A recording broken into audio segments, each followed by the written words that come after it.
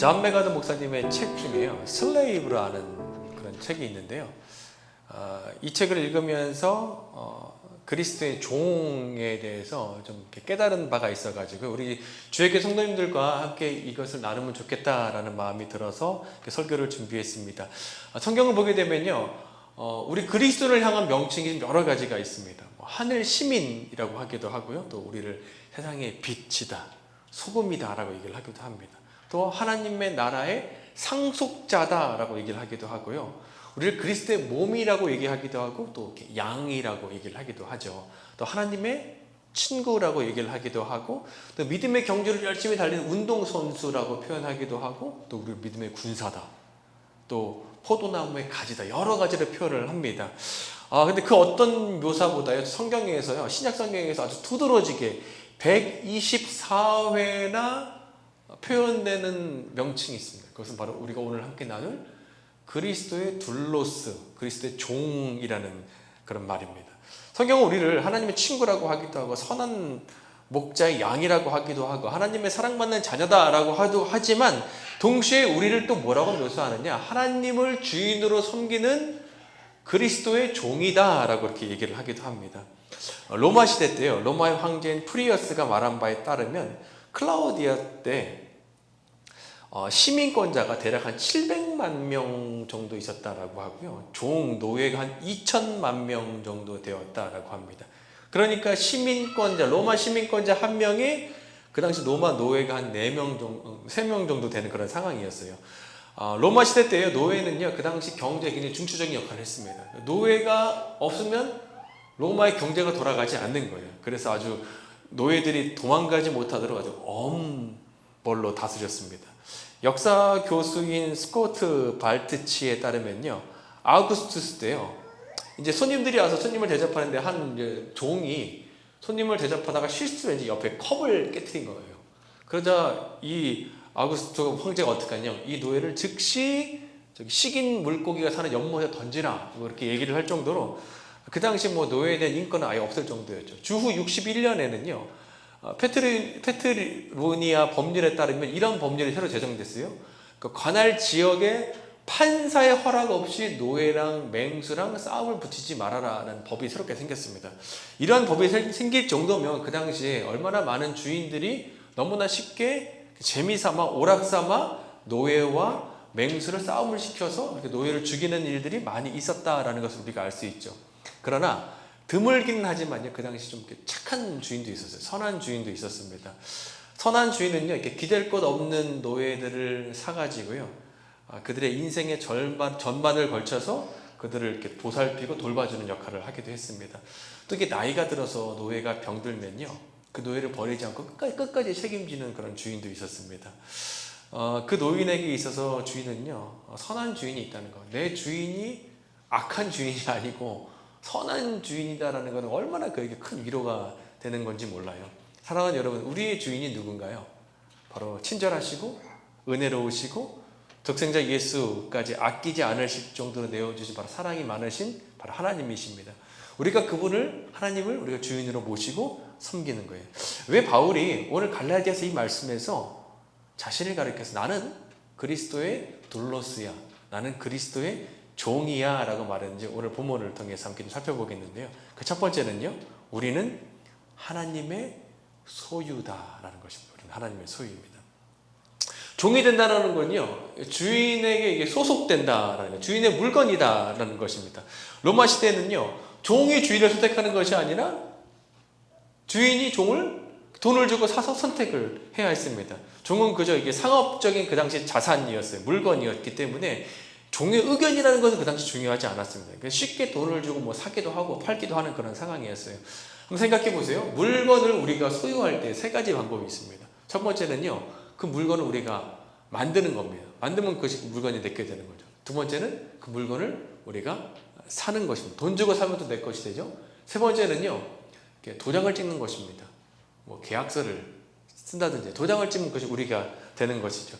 서부 개척 시대에는요, 도장 찍는 것이 더 좀 발전해가지고요, 불로 다른 인두의 알파벳 T를 소나 이제 말의 엉덩이에 칙 지지면 T라고 하면 토마스 네 거라는 것입니다.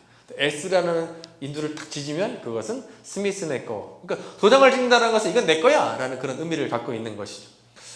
사랑하는 여러분, 우리가 왜 하나님의 것입니까? 성삼위일체 하나님께서 성부, 성자, 성령 하나님께서 그걸 증명해 주세요. 성부 하나님께서 우리를 만드셨어요.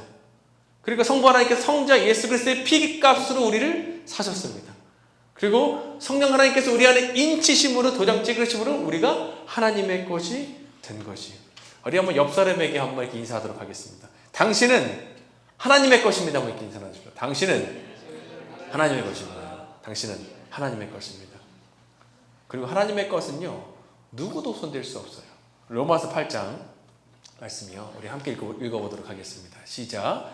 내가 확신하노니 사망이나 생명이나 천사들이나 권세자들이나 현재일이나 장래일이나 능력이나 높음이나 기쁨이나 다른 어떤 피조물이라도 우리를 우리 주 그리스도 예수 안에 있는 하나님의 사랑에서 끊을 수 없느니라. 아멘. 하나님께서 당신의 소유물 끝까지 책임지십니다. 그 어떤 것도 우리를 하나님의 사랑에서 끊을 수 없다라고 말씀하세요. 이 시간 이것을 우리가 확신하고 믿을 수 있는 우리가 되기를 소망합니다. 두 번째로요, 우리가 그리스도의 둘로쓰다, 그리스도의 종이라는 의미는 무엇인가? 그것은 우리가 하나님께 복종해야 한다라는 것을 알려주세요. 로마 시대 때요, 종들은요 주인의 말 외에는 그 어떤 법도 몰랐습니다. 종의 유일한 의무는요, 주인이 어떤 걸 요청할 때 그것에 그냥 그래서 이를 수행하는 것이었어요. 그리고 바울은 오늘 본문에서 뭐라고 얘기했어요? 내가 사람에게 좋게 하랴, 하나님께 좋게 하랴. 바울은 내가 누구를 위해서, 누구의 기쁨을 위해서 살아야 하는지 그는 분명히 알고 있었습니다. 그는 하나님의 기쁨을 위해서 살았던 사람이에요. 종교개혁을 일으킬 때 마틴 루터 있었잖아요. 마틴 루터가 로마 교회, 즉 카톨릭과 이제 결별을 하게 된 주된 이유를 그가 이렇게 글로 썼습니다. 그것은 뭐냐면 교회 주인에 관한 문제였어요. 교회 주인이 누구냐라는 문제를 그가 결별을 했습니다. 그는 그의 글에서 이렇게 말합니다. 내가 교황과 거리가 멀어지게 된 주된 이유는 이것이다. 교황은 자신이 교회의 머리라고 내세우며 자신의 권력과 권위에 복종하지 않는 것을 비난했다. 나아가 교황은 아무도 감히 성경 말씀을 해석해서는 안 되며 오직 자신만이 성경을 해석할 권리가 있다라고 주장했다. 더불어 교황은 자신이 교회의 주인이라고 말했다. 내 생각에 만약에 베드로가 다시 살아서 돌아온다면, 그리고 성경을 듣고 설교를 한다면 교황의 권위에 부정한다라고 생각해서 아마 교황은 베드로를 교수형에 처할 것이다. 뿐만 아니라 예수 그리스도가 다시 부활해서 이 땅에 돌아와서 설교한다면 교황은 의심 없이 예수님 또한 다시 십자가에 못 박을 것이다 라고 얘기를 한 거예요. 그러면서 마틴 루터가 과연 교회의 주인이 누굴까? 진짜 교황일까? 내가 누구에게 복종해야 하는 거지를 고민했습니다. 나는 교회 권력을 쥔 교황에게 복종을 해야 하는가? 아니면 나는 예수 그리스도에게 복종을 해야 하는가? 라는 그런 문제에 빠진 것입니다. 이에 대해서 에베소서 5장 23절에 분명히 말하고 있어요. 교회의 머리가 바로 예수 그리스도다라고 말합니다. 그래서 머리다라는 것은 최상이라는 거죠. 교회의 머리가 예수 그리스도라는 것은 교회의 최고 높은 곳에 위치한 분이 누구냐? 바로 예수 그리스도다라는 것이죠. 우리 모두는요, 교회의 주인 의식이 필요하죠. 교회의 주인 의식을 갖고 있어야지만 교회의 주인 행세를 하면 안 됩니다. 교회 주인은요, 목사도 아니고요, 장로님도 아니고요, 권사님도 아니고요, 집사님도 아니에요. 오직 예수 그리스도입니다.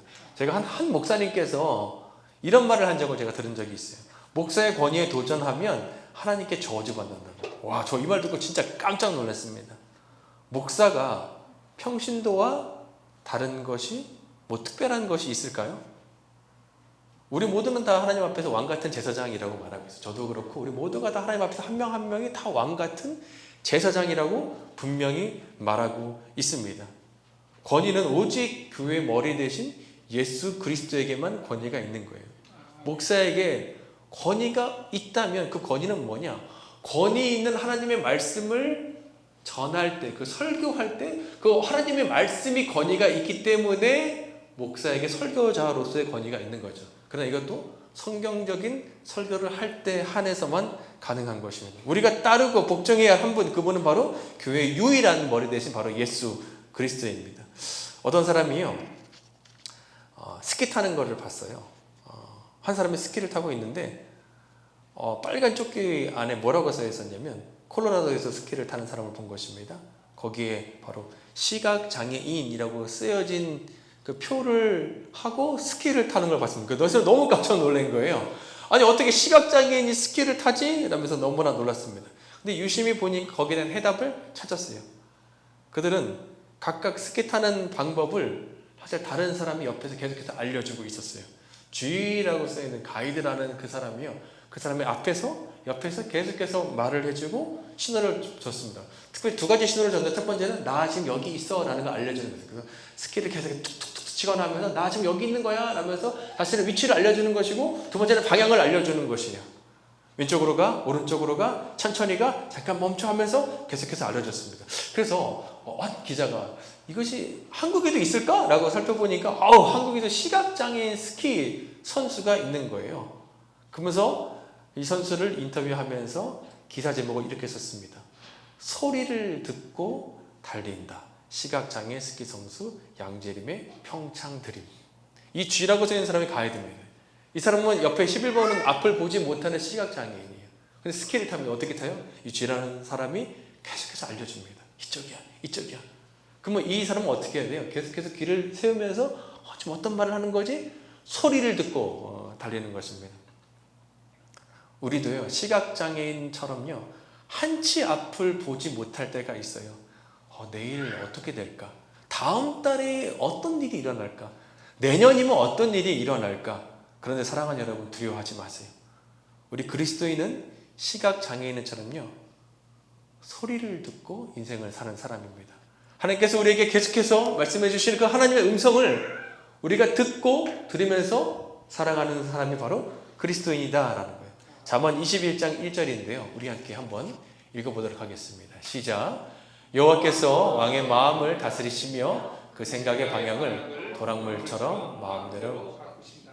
왕이요, 강팍하면, 마음이 강팍하면 아무 말도 듣지 않죠. 그러나 하나님의 말씀, 여호와의 말씀을 듣는 왕을 어떻게 묘사하느냐?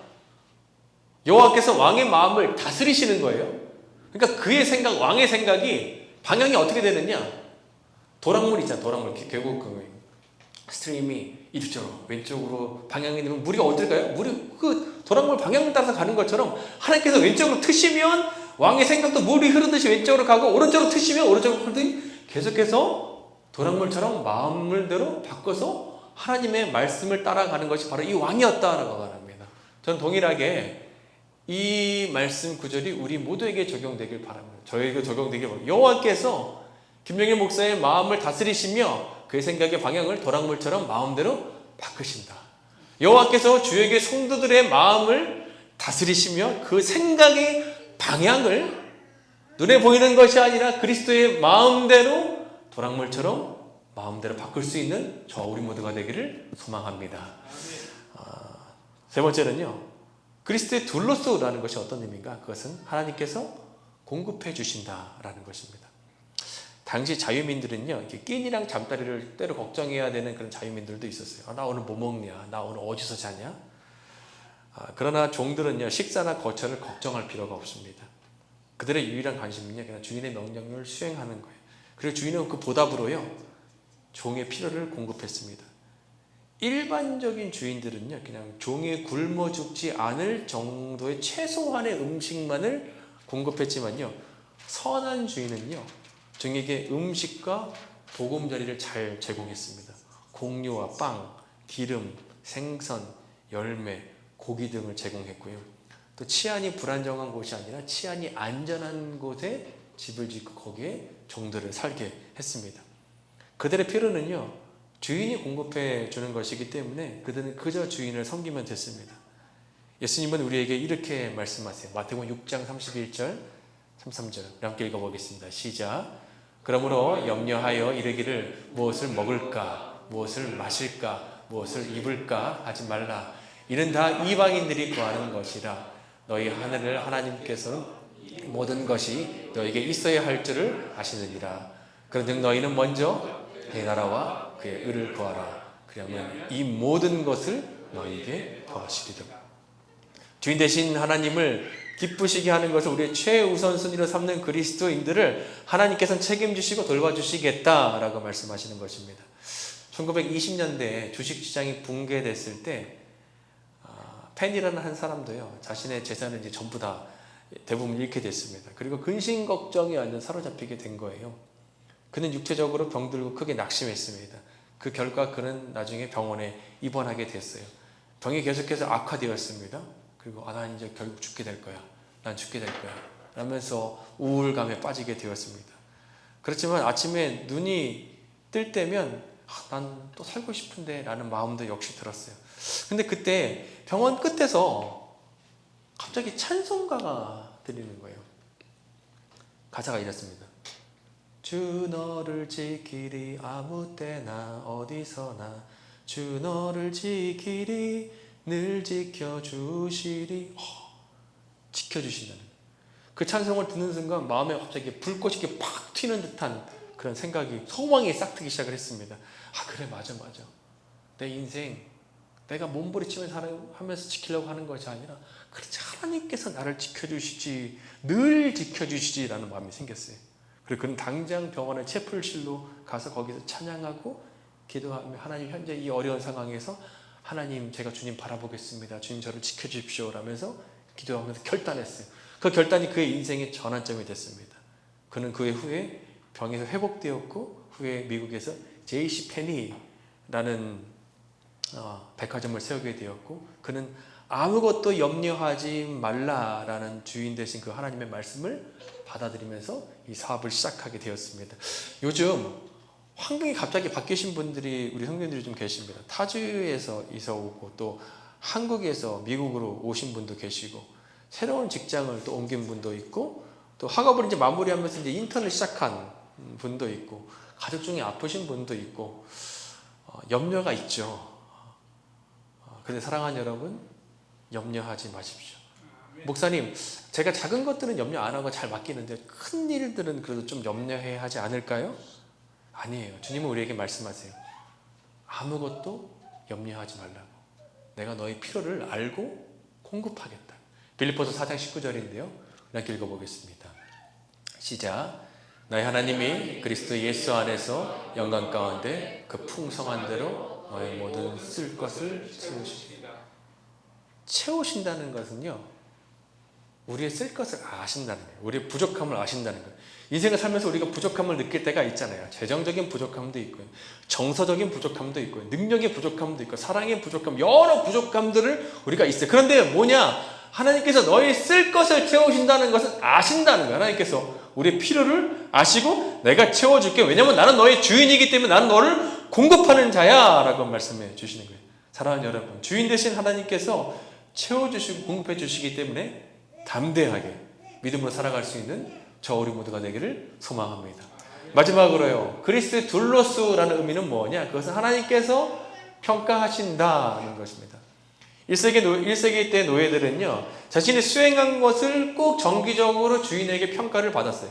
그리고 아주 나쁜 주인은요, 종이 일을 잘했을 때 더 많은 일을 하면서 괴롭혀요. 마치 오늘날 우리가 회사 다니는 것처럼 일을 잘하면 더 많은 일을 줘서 우리를 괴롭히는 것처럼, 일을 잘하는 종은 더 많은 일을 해서, 그리고 혹시 일이 마음에 안 들 경우에는 동물과 대결을 하기 위해서 동물의 밥이 되게 하는 경우들이 많이 있었습니다. 그러나 선한 주인들은 종이 일을 잘했을 때 반드시 보상을 해줬어요. 심지어 그 노예의 신분으로부터 노예 해방시켜 주기도 했고, 자유 시민권을 주기도 했습니다. 우리에게도 하나님께서 우리를 평가하실 날이 반드시 옵니다. 넘어서 14장 13절인데요. 이렇게 읽어봅시다. 시작. 우리 각 사람이 자기 일을 하나님께 직고하리라. 마지막 때에 우리가 하나님께 직고한다는 것은요, 무슨 말이냐? 하나님께서 우리를 평가할 날이 온다라는 것입니다. 제가 예전에 사역했을 때 같이 사역했던 목사님들 가운데 마이클 목사님이 계셨어요. 사진 한번 보여주시겠어요? 아마 아시는 분들도 좀 꽤 계시죠? 근데 한번 이제 이 목사님께서 이제 정기적으로 사람 만나서 교제하고 안부 뭐 그런 거 잘 하시는데, 한 번은 저에게 오시더니 예배 전에 저를 부르시는 거예요. 그러더니 패스터 킴, 혹시 만약에 다른 사람들이 패스터 킴에 대해서 당신 지금 잘못한 거야, 당신 틀렸어 라고 비난할 때 그것은 진짜 패스터 킴이 잘못해서 그런 것이 아니어도 그런 말을 들을 수 있어. 그러니까 그런 말에 의기소침해하지 말고 흔들리지 말고 지금처럼 꾸준히 사역하라고 그 말씀 저에게 해주시는 거예요. 근데 왜 갑자기 이분이 뜬금없이 이 말씀을 저에게 해주셨는지 지금까지도 잘 모르겠어요, 제가. 그렇지만 아마 제 생각에는 마이클 목사님이 오랫동안 사역하신 분이셨기 때문에 그동안 사역하시면서 겪으셨던 것에 대해서 이 젊은 목사에게 좀 얘기해주고 싶으셨던 것 같아요. 여러 가지 들리는 부정적인 얘기들이 혹시 있을 때 그것이 패스터 킴이 잘못하지 않아도 들을 수 있는 얘기들이 있어. 그때 흔들리지 말고 계속해서 사역해 라는 그런 말씀이셨던 것 같아요. 그리고 지난주에 제가 이 설교를 준비하면서 다시금 마이클 목사님의 말씀이 떠오르면서 오늘 설교가 좀 오버랩 되는 거예요. 사랑하는 여러분, 하나님께서 최종 평가해 주십니다. 최종 평가를 하나님께서 하신다는 것이 때로는 우리에게 부담되기도 하지만요, 저는 이것이 우리에게 위로와 소망이 되기도 해요. 그리고 마이클 목사님이 저에게 하신 이 말씀이 마치 하나님께서 오늘 우리에게 해주시는 말씀 같더라고요. 사람들이 여러분에게 당신 그게 틀렸어, 너 지금 잘못하고 있어 라고 말할 때 여러분 꼭 기억하세요. 당신이 잘못된 것도 틀린 것도 아니고, 그렇기 때문에 위축되지 마시고 당당하게 확신을 갖고 믿음의 길을 계속해서 걸어가라 라는 것입니다. 믿음의 경주를 계속해서 하라 라는 거예요. 하늘에서의 평가는요 전혀 다를 수가 있어요. 언젠가 우리가 이 세상을 떠나서 주인 되신 예수 그리스도를 만나는 그날 주님부터 우리가 최종 평가를 받는 거예요. 야, 네가 선한 싸움 잘 싸우고 믿음을 잘 지키며 살았네, 너무 잘했다 라고 칭찬받을 수 있는 저와 우리 모두가 되기를 소망합니다. 이탈리아 로마에 가면요 바울 순교 교회가 있습니다.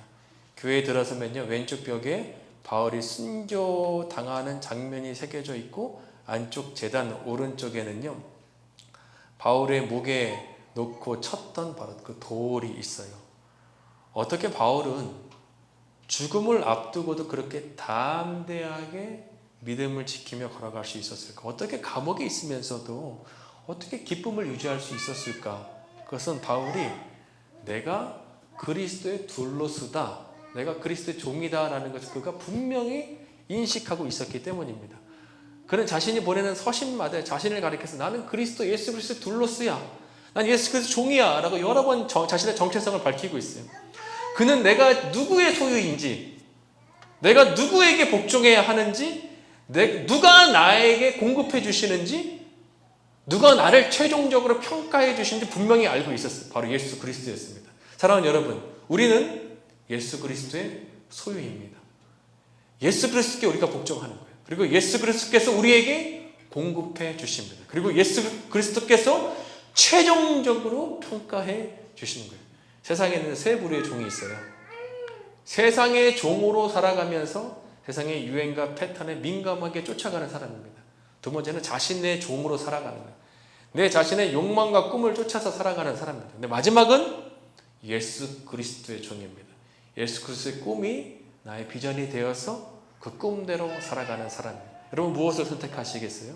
저는 저를 포함해서 우리 모두가, 주에게 모든 성도가 그리스도의 둘로서 종으로 살아갈 수 있는 저 우리 모두가 되기를 소망합니다.